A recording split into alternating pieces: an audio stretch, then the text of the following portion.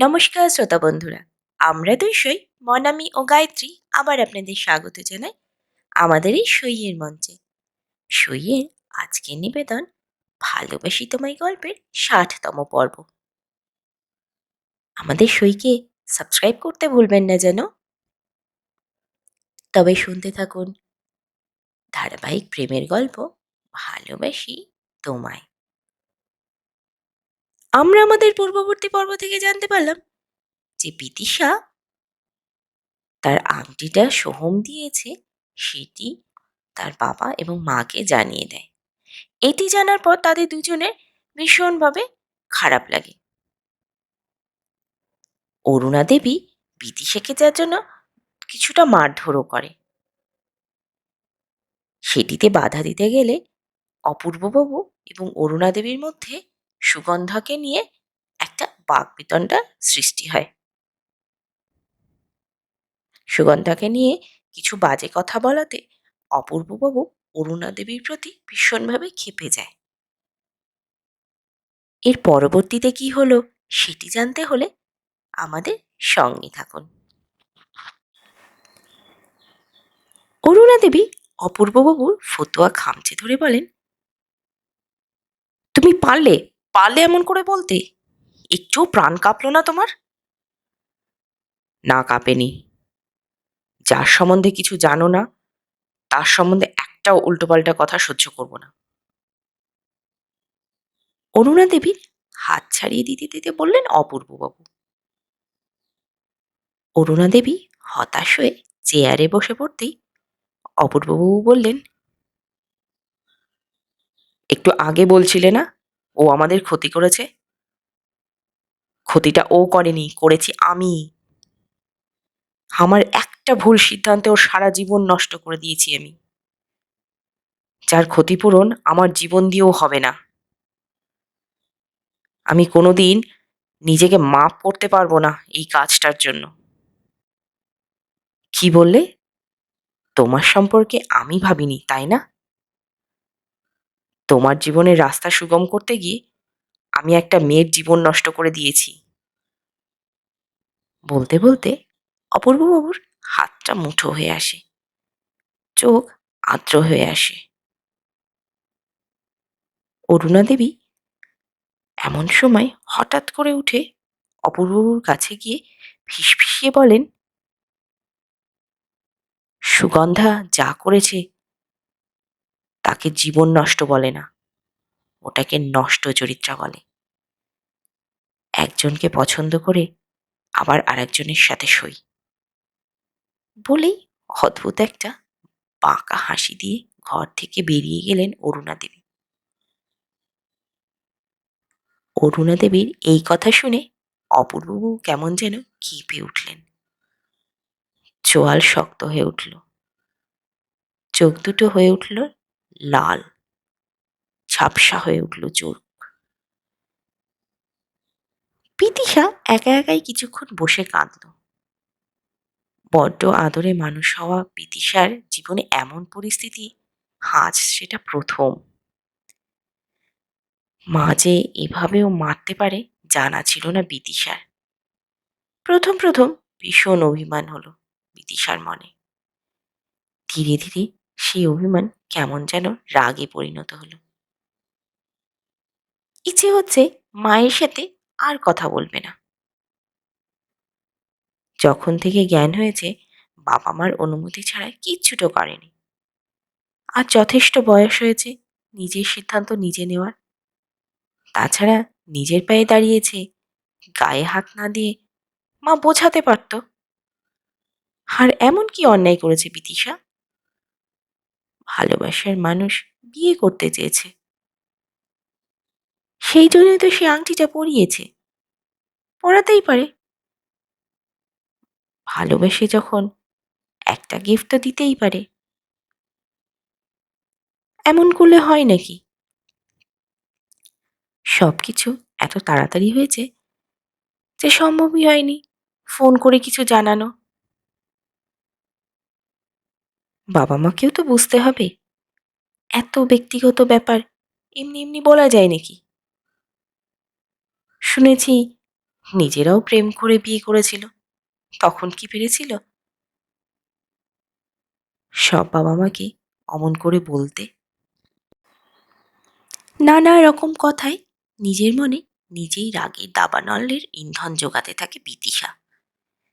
বিদিশার রাগ হচ্ছে, চোখের জল থামছেই না। বাবাও সাপোর্ট করলো না ঠিক মতো। বেশ কিছুক্ষণ ওলট পালট চিন্তার পর অভিমানগুলোকে একটু সংযত করে বিদিশা এবার ভাবল, এখন সত্যি কি করা উচিত। একবার সোহম কথা বলুক, ওই ব্যাপারে পরিস্থিতি সামলে দিতে। ও কথা বললে যদি বাড়ির পরিবেশ একটু ঠিক হয়, বাবা মা দুজনের সাথে কথা বললে ওরা বুঝবে বিদিশা কোনো ভুল করেনি। চিন্তা মাত্র বিদিশা প্রায় দৌড়ে ঘরে গিয়ে সোহমকে ফোন করল। সোহম ব্যালকনিতে বসে অনেক কিছু চিন্তা করে যাচ্ছে। এরপর অফিসে আর কি হতে পারে, যদি পরিস্থিতি বেগতিক হয় চাকরি, তাহলে ছেড়ে দেবে সে।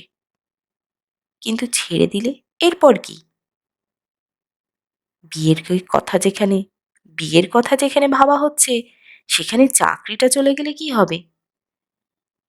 তবে কি বাইরে যারা আছে তাদের সাথে যোগাযোগ করবে? প্রয়োজন হলে বিদেশেও একবার চেষ্টা করা যায়। নানান চিন্তা ভাবনায় উথাল পাথাল তখন তার মন। সিগারেট যেন নিজেদের মধ্যে চেন সিস্টেম করে বসেছে, একটার পর একটা পালা দিয়ে চলছে। ফোনটা বেজে উঠতেই একটু চমকে উঠল। ফোনটা রিসিভ করতেই উপাস থেকে বিদিশা সোহমকে বলেই কেঁদে উঠল। হঠাৎ করে বিদিশাকে কাঁদতে শুনে সোহম বেশ উদ্বিগ্ন হয়ে জিজ্ঞাসা করল, কি হলো বিদিশা, কাঁদছো কেন? আংটিটা না দেখেছে বাড়িতে। সে তো দেখবেই, মা মেরেছে। হে মা, কেন? তুমি বাড়িতে জানাওনি এখনো? বিদিশা চুপ করে থাকে। সোহম আবার জিজ্ঞাসা করে, আমাদের কথা আলোচনা করনি কখনো তুমি? বিদিশা ধীর স্বরে বলে, বাবা জানে। জানে তো বাড়ি গিয়ে বাবাকে দেখাওনি আংটিটা? বিদিশা আবার চুপ। সোহম এবার একটু অস্থির হয়ে গেল। এক আংটির চক্করে কোত্থেকে কি হয়ে গেল তা ভাবার বাইরে। একটু রেগেই বলল, একটা আংটির জন্য তুমি কত প্রবলেমে ফেলে দিলে সবকিছু, বাড়ি অফিস সব। একটা আংটি সামলাতে পারো না, বাকি প্রবলেম কিভাবে সামলাবে? এই না বলো, তোমাদের বাড়ি কত ফ্রেন্ডলি, তবে এসব কথা কেন আসছে? আর সৌম্যদীপ আর মৌমিতাকে যা দেখানোর নয় সেটা দেখিয়েছ, আর বাবা মায়ের সামনে যেখানে সাহস দেখানো দরকার সেখানেই গর্তে ঢুকে বসে আছো। কবে বড় হবে বিদিশা? বাচ্চামো ছেড়ে একটু বড় হও। এত কিছু বলে থামল সোহম। খেয়াল করল বিদিশা চুপ হয়ে আছে। সোহমেরও আর ভালো লাগছে না, একটার পর একটা টেনশন, মাথাটা ঠান্ডাই করতে পারছে না। বলল, বলো কি জন্য ফোন করেছিলে?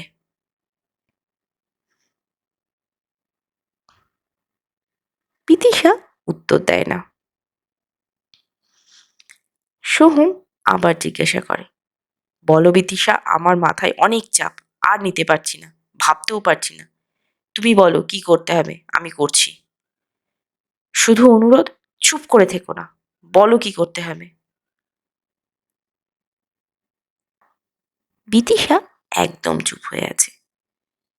সোহম বুঝল বিদিশা রেগে গেছে সোহমের কথা শুনে। সোহমেরও আর সমস্যা সমাধানের ইচ্ছে নেই। এত চাপ আর ভালো লাগছে না। মানভঞ্জন না করে সোহমও চুপ করে থাকে। কিছুক্ষণ পর বিদিশা নিজেই বলে, আসলে বাবা মা কখনো আমার সাথে এমন করেনি তো, ঘাবড়ে গেছি। ওরা দুজন ঝগড়া করে যাচ্ছে নিজেদের মধ্যে, আমায় নিয়ে। তাই বলছিলাম, তুমি কি একবার কথা বলবে বাবার সাথে, মায়ের সাথে? সোহম সিগারেটে টান দিতে দিতে বলে, কি বলবো ওনাকে? এই যে তুমি আমাকে বিয়ে করতে চাও, তোমার বাবাকে নিয়ে আসতে চাও। সোহম বিরক্ত হয়, এটা বিদিশা ম্যানেজ করে প্রোগ্রাম ঠিক করতে পারতো। সবকিছু কি ফোনে হয়? দরকার হলে সামনাসামনি গিয়ে কথা বলবে। ফোনে ফোনে হয় না সবকিছু। বলল, দেখো এভাবে হয় না কিছু, কাল গিয়ে সামনাসামনি কথা বলি, আজ একটু ম্যানেজ করে নাও, তোমারই তো বাবা মা। বিদিশা বলে, কাল থেকে অফিস, কখন আসবে তুমি? ওরা নিজেদের মধ্যে এমন ঝগড়া করছে আমায় নিয়ে, আর ভালো লাগছে না। সোহম বুঝলো উপায় নেই, বিদিশা ঘাবড়ে গেছে। বলল, আচ্ছা দাও, আমি কথা বলে নিচ্ছি। সোহমের কথা শোনা মাত্র বিদিশা প্রায় দৌড়ে বাবা মায়ের ঘরের দিকে গেল। দেখলো মা রাগে গজগজ করতে করতে বেরিয়ে যাচ্ছে। বিদিশা একবার ভাবলো মাকে ডেকে বলে, পরক্ষণেই অভিমানে চুপ করে থাকলো। দরজার ফাঁক থেকে দেখলো বাবা যেন কেমন করছে রাগে। একটু থমকে দাঁড়ালো বিদিশা, যাবে কি যাবে না দুটানায় পড়ে গেল। ওপাশ থেকে সোহম বলছে, হ্যালো বিদিশা, ফোনটা দিলে? এমনি এক মুহূর্তে চোখে চোখ পড়ল বাবা মেয়ের। অপূর্ববাবু জিজ্ঞেস করলেন, কিছু বলবে? বিদিশা বাবার এমন রুদ্রারূপ দেখেনি কোনোদিনও। ভীষণ ঘাবড়ে গেল। একবার ভাবলো চলে যাবে, কিন্তু চলে গেলে কোনো সমস্যার সমাধান হবে না। তাই ভয়ে ভয়ে বলল, বাবা, সোহম কথা বলতে চায়। অপূর্ববাবুর রাগটা গিয়ে পড়ল বিদিশার উপর। মনে হলো কষিয়ে দুই গালে দুটো চড় মারতে। ঘরের কথা নিশ্চয়ই ফোন করে বলেছে, নইলে এখনই কেন কথা বলতে চাইবে ছেলেটি? দুদিনের সম্পর্ক, বাবা মায়ের সাথে কোনো পরিষ্কার করে কথা বলবে না, এদিকে কিছু বললেই ওদিকে ফোন। একটু বিরক্তি নিয়েই ফোনটা ধরলেন। অপূর্ববাবু হ্যালো বলতেই সোহম জিজ্ঞাসা করল, কাকু, শরীর কেমন আছে? হুম, ভালো। চেক আপ করিয়েছেন? হুম, বলো কি বলবে। সোহম অপ্রস্তুত হয়ে পড়ে। এসব এমন কথা সামনাসামনি না বললে কি করে চলে? টেনশন ভয় নিয়ে অদ্ভুত রকম লাগছে। কপালে বিন্দু বিন্দু ঘাম জমছে। তার উপর অদ্ভুত রকমের গম্ভীর গলা করে আছেন। একটু ভয়ে ভয়ে জিজ্ঞেস করলো, কাকু, বিদিশার কাছে নিশ্চয়ই শুনেছেন আপনি সবকিছু। কি শুনবো বলো? বিদিশা তো আমাদের আজকাল কিছুই বলে না, আমাদের খুঁচিয়ে শুনতে হয়। তা তুমি বলো কি বলতে চাও? সোহম কোথা থেকে কথা শুরু করবে বুঝতে পারছে না। তাও সব সাহস একত্রিত করে বলল, আমরা দুজন দুজনকে ভালোবাসি কাকু, আমি বিদিশাকে বিয়ে করতে চাই। এই সপ্তাহে বাবা আসছেন, আমরা চাই সবাই মিলে বসে সব কথা পাকা করতে। ইচ্ছে আছে বছরের শেষে বিয়েটা, মানে যদি হয়ে যায়। এতটুকু একদমে বলে থামে সোহম। গলার স্বর যেন আটকে যাচ্ছে, আর বেরোচ্ছে না।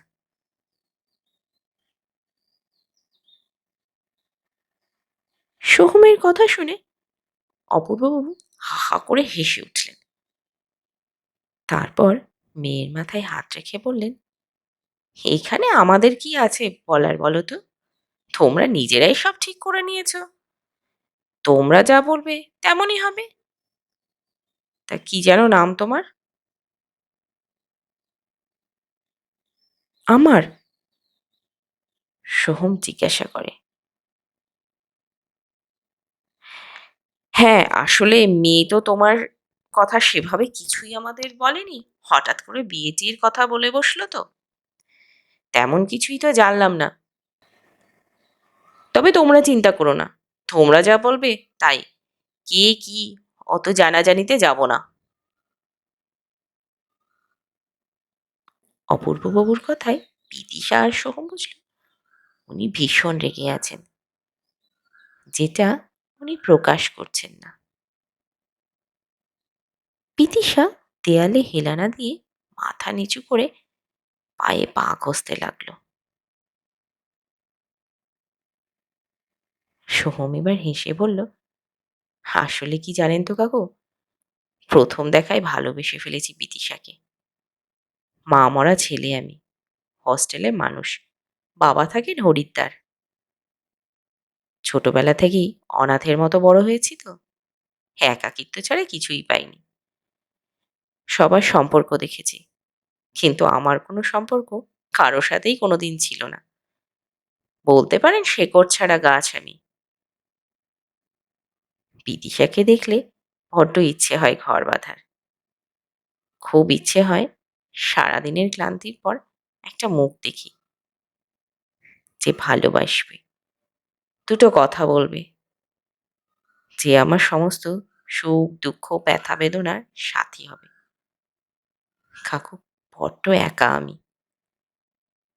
বিদিশাকে আমি আপনাদের কাছ থেকে নিতে চাই না, আমি জুড়তে চাই আপনাদের সাথে। বিদিশা আর একটু ভালোবাসা ছাড়া আমার আর কিছু চাই না আপনাদের কাছ থেকে।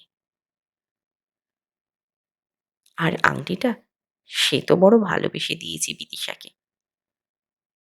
একবার আমার জায়গায় নিজেকে রেখে ভাবুন, আমি কি খুব অন্যায় করেছি? যাকে আমি সবচেয়ে বেশি ভালোবাসি, তাকে একটা ভালোবেসে ছোট্ট উপহার দেওয়া, এটা কি খুব অন্যায়ের? দুপাশ থেকে দুজনেই কেমন যেন চুপ হয়ে গেল। তারপর সোহম বলে, ও, আপনি তো আমার নাম জিজ্ঞাসা করেছিলেন। আমার নাম সোহম, সোহম দাশগুপ্ত। কাকু, একটাই অনুরোধ, আমাকে একটু জায়গা দেবেন আপনাদের পরিবারে?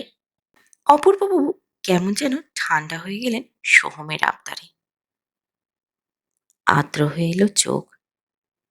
ধীরে নরম গলায় বললেন, তা কবে আসবেন তোমার বাবা? পরশু। তবে আপনি কি মত দিচ্ছেন? তাহলে কাকু, রবিবার আসি। অপূর্ববাবু বিদিশার দিকে তাকিয়ে স্মিত হেসে বলল, আচ্ছা ঠিক আছে, এসো। বিদিশা এবার বিস্ফারিত চোখে বাবাকে দেখছে। সোহম এবার জিজ্ঞাসা করলো, রেগে আছেন এখনো? আরে না না। অপূর্ববাবু ঠান্ডা গলায় বললেন। সোহম বলল, রাগ করবেন না কাকু, খারাপ লাগলে শাসন করবেন, বকবেন, কিন্তু কাকু, বিদিশা যেমন আপনার প্রাণ, তেমন আমারও প্রাণ। তাই অনুরোধ কাকু, আমাকে প্রাণে মারবেন না, সত্যি মরে যাব। সোহমের কথায় হেসে উঠলেন অপূর্ববাবু। বললেন, কথা তো ভালোই জানো। আচ্ছা চলো, নেব না তোমার প্রাণ। রবিবার একদম পাক্কা, চলে এসো, অপেক্ষা করব। সোহম যেন হাঁপ ছেড়ে বাঁচল। বিদিশা জড়িয়ে ধরল বাবাকে।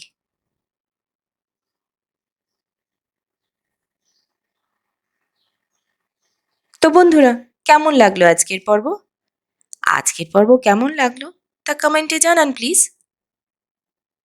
আপনাদের একটি মাত্র কমেন্ট আমাদের এগিয়ে নিয়ে যেতে আরও উৎসাহিত করবে। আমাদের গল্পটি ভালো লাগলে লাইক, কমেন্ট ও শেয়ার করুন। আর হ্যাঁ, সইকে সাবস্ক্রাইব করতে ভুলবেন না যেন। আজ এই পর্যন্তই। ধন্যবাদ। খুব তাড়াতাড়ি আবার দেখা হবে। ভালো থাকবেন।